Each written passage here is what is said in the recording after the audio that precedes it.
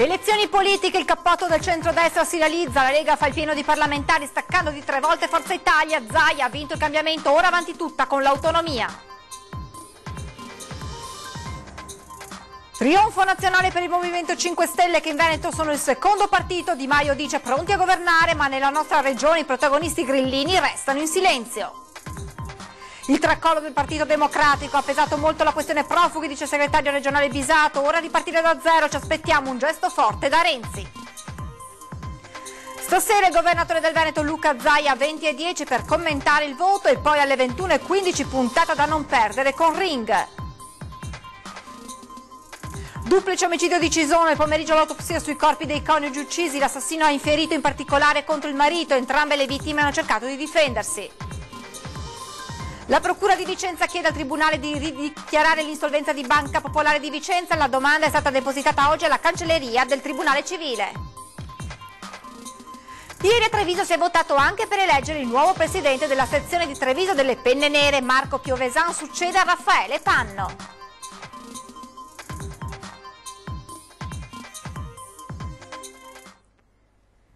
Buonasera e ben ritrovati con l'edizione veneta dei telegiornali di Antenna 3. In primo piano naturalmente il risultato del voto per le politiche di ieri. Cominciamo con la sintesi dei risultati del Veneto che vedono la Lega primo partito e poi il cappotto del centrodestra che vince tutti i collegi uninominali. Veneto prima regione italiana per affluenza che registra un leggero calo rispetto al 2013 ma sfiora il 79%. Il punto nel nostro servizio d'apertura.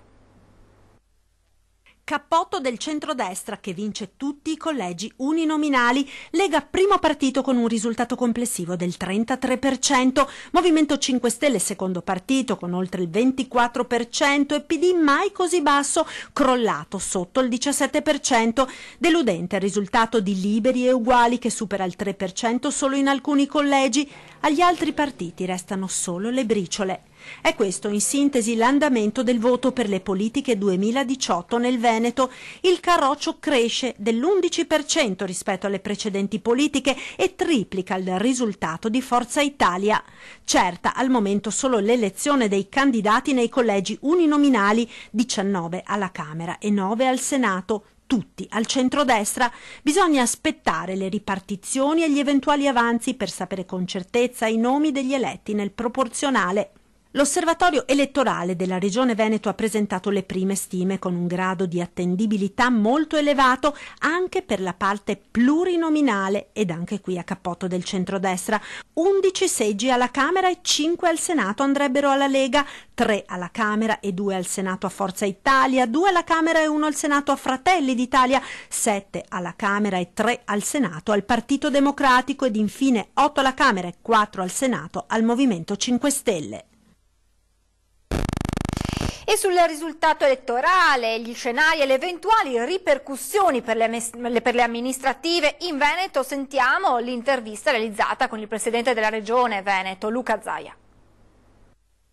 Il suo commento su questo voto? Beh, è un grande risultato, veneti che danno una grande dimostrazione di civiltà, regione con la più alta affluenza alle urne, grande risultato della Lega e lo dico anche un po' di soddisfazione dopo 8 anni di governo in regione, vuol dire che i cittadini hanno apprezzato chi fa e non chi fa polemiche e penso che questo risultato poi a livello nazionale ci porti a dire che l'autonomia deve arrivare velocemente.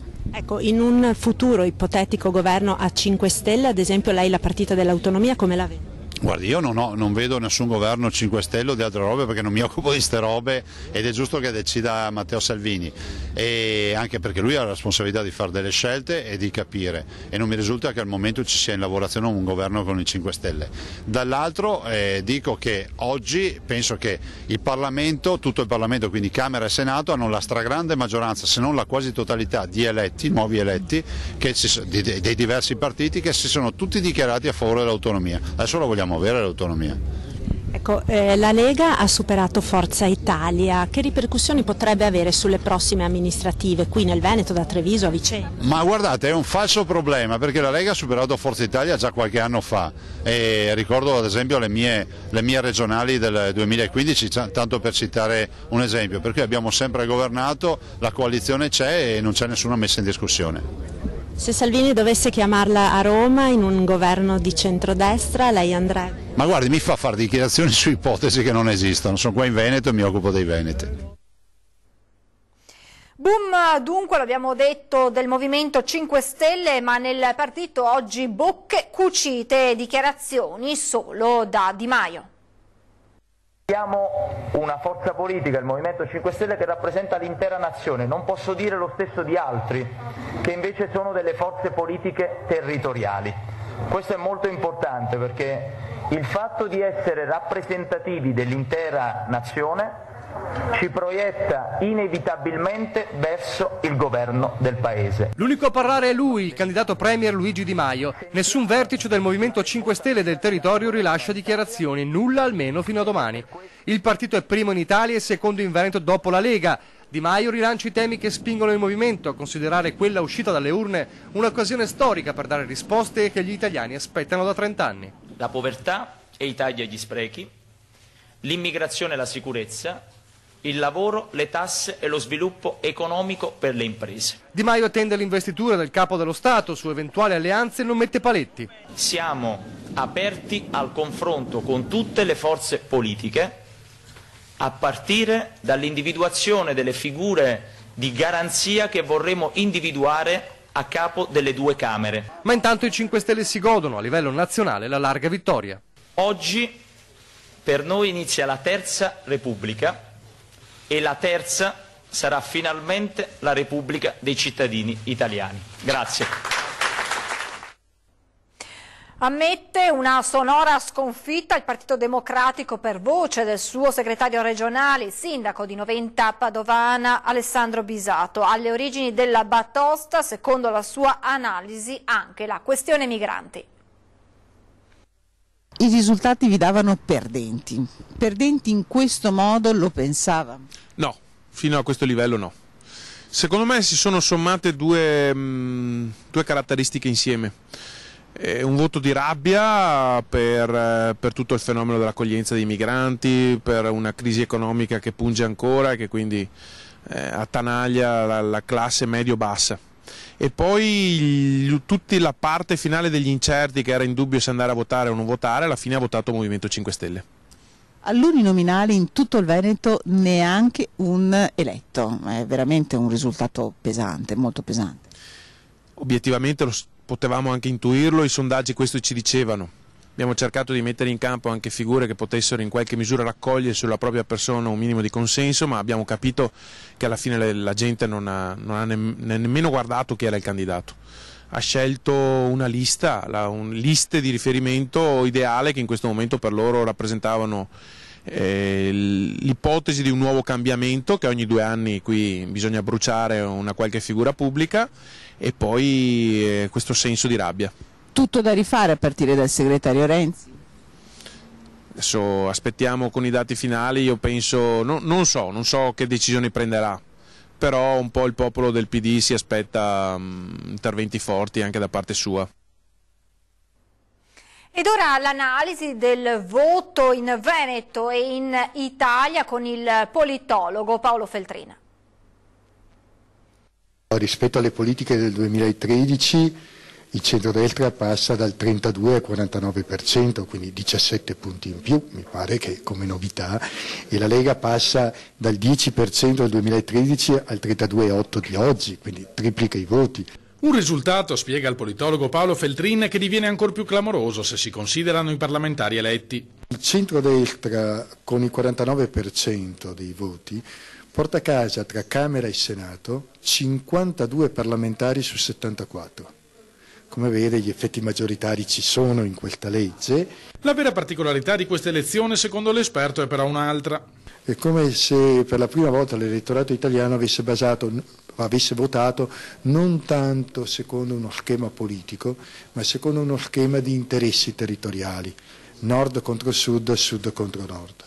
Un'Italia divisa in due lungo la linea gotica, con richieste alla politica profondamente diverse. In qualche misura il nord si attende un riconoscimento del lavoro, che passi attraverso una rivendicazione di maggior ricchezza o di meno tasse, eccetera, mentre la richiesta del sud è il lavoro che manca. Per questo, secondo Feltrin, non è ipotizzabile un'alleanza tra Lega e 5 Stelle in Parlamento. Mi sembrano due proposte letteralmente incompatibili tra loro, o i soldi si trovano per abbassare le tasse o si trovano per fare il reddito di cittadinanza. Le due cose insieme dubito che si riescano a fare, stante le ben note condizioni di finanza pubblica. Proprio per questo trovo del tutto stravagante chi pensa a un'alleanza tra Lega e 5 Stelle, non la vedo proprio. Più probabile l'ipotesi di un governo di minoranza di centrodestra, una riedizione a parti invertite di quanto avvenuto nel 2013. Quando il centro-sinistra, che non aveva la maggioranza del Senato, ricevette per senso di responsabilità l'appoggio esterno di Forza Italia. A parti invertite potrebbe tranquillamente succedere tra qualche settimana. In qualche modo legato al voto di ieri, a Venezia c'era il rischio paralisi per il trasporto a causa dei tanti dipendenti a CTV impegnati ai seggi come scrutatori. Ebbene, la paralisi non c'è stata, però i disagi non sono mancati. Per il direttore generale Seno la legge va cambiata. Rivedere la legge elettorale anche per quanto attiene alle regole di nomina degli scrutatori assegnati ai vari seggi. Parole del numero 1 del trasporto pubblico di Venezia, Isole Terraferma, visto il cospicuo numero di dipendenti a CTV chiamati a svolgere funzioni pubbliche presso i citati seggi. Qui potremmo fare un lungo discorso se la legge va corretta o non va corretta nei confronti di quelle che possono essere gli impatti che ha questo tipo di situazione sui servizi pubblici, di qualunque natura essi siano. A tamponare l'assenza della carica dei 300 tra marinai e capitani impegnati ai seggi, la forza di altrettanti lavoratori che si sono immolati al servizio pubblico nel nome della buona volontà e del senso etico, la considerazione della gente, di certo non condivisa da Seno. Ritorno alla sua domanda sull'etica, non è un discorso etico o non etico, io lascerei perdere questo tipo di confronti. Vero è che Parigi val bene una messa. Io mi limiterei a ringraziare di cuore tutti coloro che hanno dato disponibilità e hanno fatto dei sacrifici personali, perché non dimentichiamoci che si trattava di un sabato e di una domenica, quindi molta gente, moltissime persone hanno rinunciato a stare con la loro famiglia, anche se questo era quello che tutto sommato i turni prevedevano, per sopperire alla mancanza di personale per l'azienda. Ma è certo che la buona volontà non finisce qui, perché il problema, ai noi, si ripresenta puntualmente ad ogni tornata elettorale. E lasciamo quest'ampia pagina dedicata ai risultati delle elezioni di ieri per parlare del caso BPV, perché ci sono delle novità. La Procura di Vicenza infatti chiede al Tribunale di dichiarare l'insolvenza di Banca Popolare di Vicenza. La domanda, in preparazione da settimane ad opera del pool di magistrati che segue la vicenda processuale della Popolare, è stata depositata oggi alla cancelleria del Tribunale Civile. Nelle scorse settimane il collegio presieduto dal giudice aveva già esaminato simili richieste avanzate da due privati, ma il Tribunale si era riservato la decisione. Nei prossimi giorni dovrà quindi essere riaperta la discussione per arrivare a decidere se davvero Banca Popolare di Vicenza sia insolvente e se debba essere aperta una procedura fallimentare. Adesso ci fermiamo per qualche minuto di pubblicità, restate con noi, a tra poco.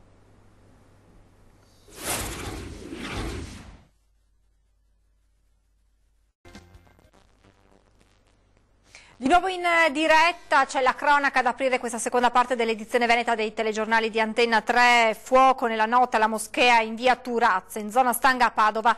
A notare le fiamme che avvolgevano l'ingresso del luogo di preghiera i carabinieri che si trovavano nei paraggi per una perlustrazione. Immediato l'allarme, l'incendio di lieve entità è stato spento dai vigili del fuoco intervenuti in poco tempo. Gli investigatori giunti sul posto hanno accertato che si è trattato di un atto doloso. Sono state infatti trovate tracce di sostanza accelerante, forse benzina. Tra l'altro già già nella giornata di sabato era stata notata all'ingresso una scatola di cartone da dove proveniva un forte odore di benzina, episodio che non aveva però fatto scattare l'allarme. Immediatamente sono state visionate delle telecamere di videosorveglianza della zona. Secondo alcune fonti investigative si vedrebbe un uomo incappucciato accendersi una sigaretta e poi buttare il fiammifero davanti alla porta del centro islamico. Le indagini ora sono in corso per individuare i responsabili e la matrice dell'atto incendiario. Ed ora il duplice omicidio di Cison di Valmarina. È stata eseguita oggi l'autopsia sul corpo dei due coniugi massacrati giovedì nella loro abitazione a Borgorolle. L'assassino si è accanito su Loris, a 72 anni. Sul corpo numerosi colpi di arma da taglio, quella fatale è stata al lato del collo che ha provocato un'emorragia. Una mano che si è accanita sull'anziano ferendolo anche all'addome. Poi ci sarebbero diversi traumi causati dalla caduta del 72enne in fondo ad una scarpata. Per la donna meno colpi, quello mortale al torace. Entrambi hanno tentato disperatamente di difendersi. Sia Loris che Anna Maria avevano diverse ferite da difesa alle mani. L'arma che avrebbe ucciso i due coniugi potrebbe essere un coltello con la lama lunga. Il modus operandi sarebbe lo stesso, forse l'assassino, ma il condizionale è d'obbligo, potrebbe essere solo uno. Intanto i carabinieri continuano a sentire amici, conoscenti e familiari di Anna Maria e Loris. Nelle prossime ore sarà ascoltato anche il figlio che vive in Germania ed ora è tornato nel Trevigiano. Ci spostiamo con la cronaca nel Vicentino, a Zugliano per l'esattezza, dove i ragazzini sono stati aggrediti e rapinati. Sono stati presi a calci e pugni mentre passeggiavano in centro al paese di Zugliano sabato pomeriggio intorno alle 17. 3 ragazzi di 16 anni sono stati avvicinati da 2 uomini di origine nordafricana che li hanno prima aggrediti, costringendoli dunque a consegnare loro telefoni e cellulari e portafogli. La coppia è dunque fuggita a bordo di una Mercedes. Uno dei 3 minori che hanno subito la rapina è dovuto ricorrere alle cure dell'ospedale Sant'Orso ed è stato giudicato guaribile in 8 giorni per le abrasioni subite al volto. Intanto, ricevuta la denuncia, i carabinieri di Thiene hanno scovato la vettura e la casa dei 2 uomini. Nell'abitazione c'erano ancora i proventi della rapina. I 2 responsabili dell'aggressione, di 20 e 25 anni, sono stati quindi posti agli arresti domiciliari. Voltiamo pagina, abbiamo parlato ampiamente di elezioni nel nostro telegiornale. Bene, a Treviso ci sono state delle altre elezioni, quelle del nuovo presidente dell'ANA. È stato eletto al posto di Raffaele Panno. Andiamo allora a conoscere il nuovo presidente.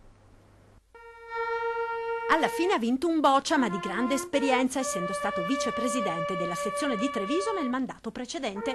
È Marco Piovesan, classe 1975, manager della Geox, il nuovo presidente della sezione alpini di Treviso. Eletto a larga maggioranza, 230 voti su 341, sarà l'alpino di Montebelluna a guidare le penne nere trevigiane, raccogliendo le redini lasciate da Raffaele Panno, del quale Piovesan è deciso a portare avanti l'opera. Una continuazione del lavoro che abbiamo fatto assieme negli ultimi 4 anni, perché sono un consigliere da 4 anni all'interno della sezione, 2 anni da vicepresidente, è un po' la continuazione. Rinnovamento, visto che è cambiato anche un terzo del Consiglio, ma con ben fermi i principi che hanno guidato l'operato del predecessore. All'orizzonte ci sono appuntamenti importanti, dalle celebrazioni per il centenario della fine della Grande Guerra con una cerimonia speciale nel Sacrario di Fagarè, ai festeggiamenti nel 2021 del centenario della sezione trevigiana degli Alpini, ancora galvanizzati dal grande successo e dalle emozioni della Dunata del Piave lo scorso maggio. Un augurio che questo clima di amicizia, di fraternità che abbiamo creato in tanti anni si mantenga e che diventi sempre più importante, perché veramente con l'unione possiamo andare avanti. L'esempio della Dunata del Piave è stato emblematico. Prima serata di Antenna 3 tutta dedicata ai risultati delle elezioni politiche. Si parte con 20:10, come detto ospite in studio governatore del Veneto Luca Zaia, e poi alle 21:15 puntata da non perdere con Ring, tutti i risultati e i commenti di queste politiche 2018. Con le notizie dal Veneto ci fermiamo qui, io vi ringrazio per averci seguito e vi lascio le previsioni del tempo. Arrivederci.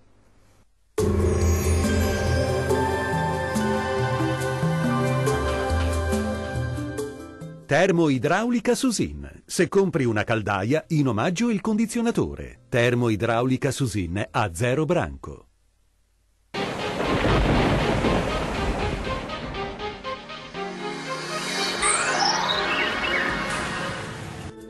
bentrovati a un nuovo appuntamento con il meteo di Antenna 3.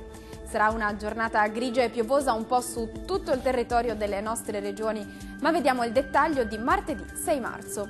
Sul Veneto cielo molto nuvoloso o coperto su tutti i settori, anche con precipitazioni associate possibili per tutto l'arco della giornata, localmente di moderata intensità.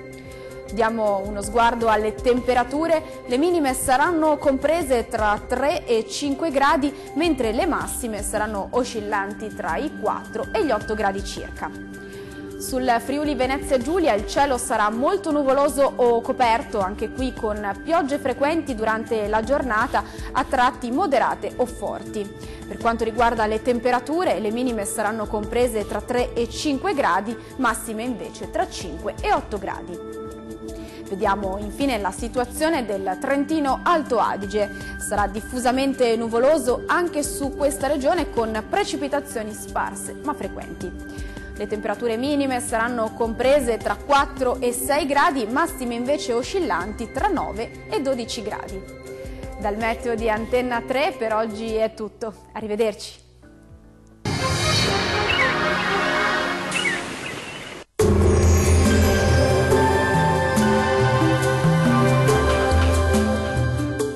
Termoidraulica Susin. Se compri una caldaia, in omaggio il condizionatore. Termoidraulica Susin a 0 branco.